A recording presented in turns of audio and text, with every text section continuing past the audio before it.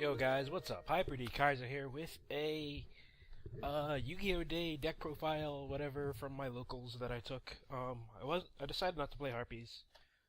When I got there, I noticed like a lot of people were playing Harpies, so I was like, you know what? I want to play something different. I wanted to play something I used to play way back in the day, and that's gadgets. I found I really enjoy playing this deck a lot. The synergy the deck has, just because of the constant advantage it generates, is just, I love it so much. So yeah, just get into the profile and then we'll continue on from there. We have one Machina Cannon, one Gorse, two Fortress, one Redux, two Gear Frame, two of each gadget, three Kage no Kage, three Goldfish, one Max C, two Veiler. These two cards we'll talk about in a second. They're two Rank Up Magic Numeron Force. One Dark Hole, three MST, one Book of Moon, one Bottomless, one Mirror Force, one Torrential, double D Prison, Compulse, one Fiendish, one Call of the Haunted, one Black Horn of Heaven, and one Solemn Warning. The extra deck I changed up a little bit, but pretty much one Cowboy, one Dweller, one Emerald, one Maestro. I was only running one 101 at the tournament. Number 50 Black Ship, one Papal Operative, one Gargant, one Imps, one Utopia. I was only running one of the C101s as well. One C39 Victory, and one Dracosac. The other two cards that I took out were Lavalval Chain and Diamond Direwolf. Diamond Dire, I feel like it doesn't... 101 does the job better. Because normally you're not really scared of back row. The problem is usually a monster. And usually it's a special summoned monster. So that usually takes care of that right there. And Lavalval Chain, I found I did not actually like it in this build that much. But Rank Up Magic Numeron Force. This card is very, very interesting. A lot of people don't like the Rank Up Magics or the number C monsters, honestly, except for maybe like the Utopia ones. But that's, not here or there. But Numeron Force, because of the way its secondary effect of if any other face-up cards are on the field, you negate all of those other cards. That effect can be really, really powerful if the card is played correctly. I found myself... This actually won me 2 games that I played yesterday. I'll go into the matchups a little bit after this, but C101's kind of a jerk. He just keeps coming back and just stealing more stuff. That's the other reason I'm running. That's one of the reasons why I'm running Call of the Haunted. If they kill him after his own materials, we're like, all right, good, he's gone. I can start doing stuff. Flip Call of the Haunted, bring him back, suck up a monster, and suddenly they kill him again, and he gets his effect off again. He is just really, really. They have to waste things to get rid of him, which is really, really good. While you just generate more advantage with your gadget and Machina engine. Unfortunately, there was only room for enough for one rank 7 that I found, because everything else here was really important. Papalotto was a lot more important than I thought it was going to be. It put in a lot of work today. So did Emerald, just to recycle the gadgets back into the deck and then keep the gadget ring going. Dracosac was the rank 7 that I decided to use. Big Eye, I felt like Dracosac was a little bit more defensive, which is what you want to do in this deck. You want to be defensive and just poke. Once in a while, you just go ham and just go in, but normally you want to be more defensive. Big Eye, I felt just like C101 will just take care of whatever I want to get off the board, usually, or Victory, just because of the Ancient Gear Syndrome it has. So yeah, I only chose 2 Phoenix Chains because I have the 2 Veilers for net effect negation. So 3 Phoenix Chains I felt like was a little bit much if I'm maining the Veilers anyway.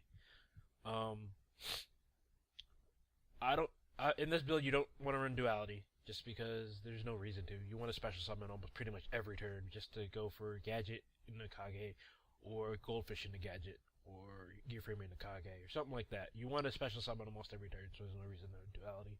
And because of the gadgets constantly adding cards to hand for advantage, you don't really need to pretty much siphon through anything, excuse me. Trap lineup I felt was very solid. I didn't feel like I was missing anything. The Black Horn of Heaven was actually really... That's actually what I took out. I took the 3rd Phoenix Chain out for, and it did a lot of work. Excuse me. Ooh, hiccups. But yeah, I really liked how it performed. Overall, like the Gores and the Maxi. Originally I was gonna play Trigonius, but apparently I couldn't find any of mine, and nobody had any extras. So I just decided, you know what, I'll just throw in a Maxi and throw in Gores just for hand traps and stuff. Maxi actually helped me. One of my opponents. Well, I'll go over the matchups actually first. Round one was against X-Sabers. Not really sure he knew exactly what he was doing with the deck. Game one, I pretty much just kept advantage and just beat him that way. Game two, he sighted in Macro and D-Fisher, thinking it would hurt me more than it hurt him. I don't think he knows how to play against gadgets, so I'm assuming... yeah, that kind of hurt him way more than it hurt me. Like, I didn't care about the Macro or D-Fisher at all. So yeah, that was kind of just like... Game two was all me. Round two was against Harpies. He actually just recently started playing the deck, so he was kind of used to it, but kind of not.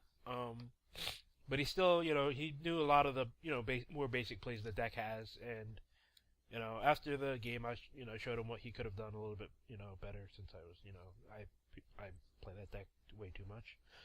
I 2-0'd him. Round three was against Yugioh.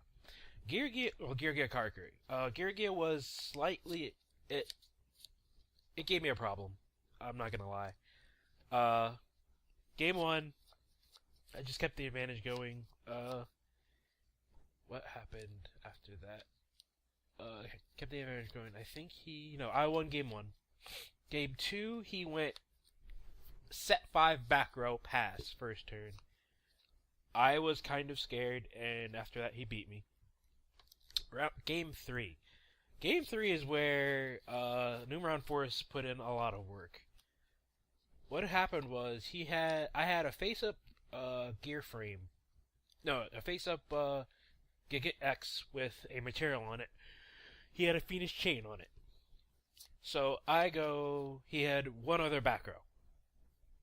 So I go Goldfish in the gadget, search gadget, overlay for 101. Now he had what's it called? A Gear armor face down, but it was special summoned. So I overlay into 101, then activate Numeron's Force. He tries to chain Lance onto my 101. Now, at first glance, if you don't really read the Numeron's Force, you're like, oh, that works. No, it actually does not. Just because it already targeted the monster, and all the card does after that is special summon a monster. So Lance does not negate Numeron's Force. So pretty much what happened was I got my C101, sucked up his armor, attacked for 28, and also for 23, because, Numeron Force negated Fiendish Chain. So from there, he had one card in hand. He didn't really have any out, so he lost from there. Round 4 was against Harpies again. And I wrecked it 2-0. Like, knowing how to play that deck, play against that deck, and what plays it can possibly make is a really, really big, really big help. I have to say that, just because I know how to play around the deck, make it so he has to make plays he does not want to make, stuff like that. So, that wasn't too bad. Round 5 was pretty much, round 5 was the last round we played. And that I played, because it was pretty much not single, but pretty much if you lost early, you probably weren't getting anything. I was against Fire Fist. Now, Fire Fist, I apparently have a problem with gadgets, just because of if you open up with only 1 or 2 back row, they can just eat through that no problem. Just because of Fire Formation Gyoko, that can just seal something off. And it doesn't help when you don't draw your MSTs either. So he beat me game 1. Game 2, I just went in. I had to go super aggro, and I won that one. Game 3 was a pretty long one, but in the end, he just got off so much advantage just by Gyoko popping stuff with Gorilla, running over stuff with Bear, and then just getting so much advantage that way. I couldn't deal with any of that at all. So, unfortunately, that's where I lost. I'm pretty sure. Yeah, I got top 8. There's no playoff, obviously. What happened? I don't remember who won. I think either Fire Fist won. I think it was Fire Fist. Pretty sure it was Fire Fist that won. The guy that beat me. I got the token. I pretty much got rid of that right away. I didn't really care. I really just wanted the mat. I didn't really care about the token. But yeah, I think like the deck performed very well. I don't have my side deck on here, but my side deck was. I'll have the side deck in the description. But yeah, the I liked how the deck flowed. I really do. I really liked how it worked. I need to probably work on it a little bit more. Harpies is still my main deck. Don't worry about that, guys. Still working on that as well. I just wanted to play something different for once, and this actually worked out a lot better than I thought. So, guys, thank you very much for watching. I guess any questions, suggestions to help the deck along a little bit. Like, I really like the rank up magics, Numeron Force specifically. Limited could actually probably work a little bit better just because you can turn whatever into whatever you want, but the problem with that is these guys do not get their effects. Unless you obviously previously summoned a 1/1 into the graveyard, then he's just like, he doesn't give a crap. But Victor, you still need Utopia with that, so we'll see. We'll see, guys. But plus, getting limited is probably going to be really annoying. But anyway, thanks again for watching. This is Hybrid Kaiser, and I'm signing out. Peace.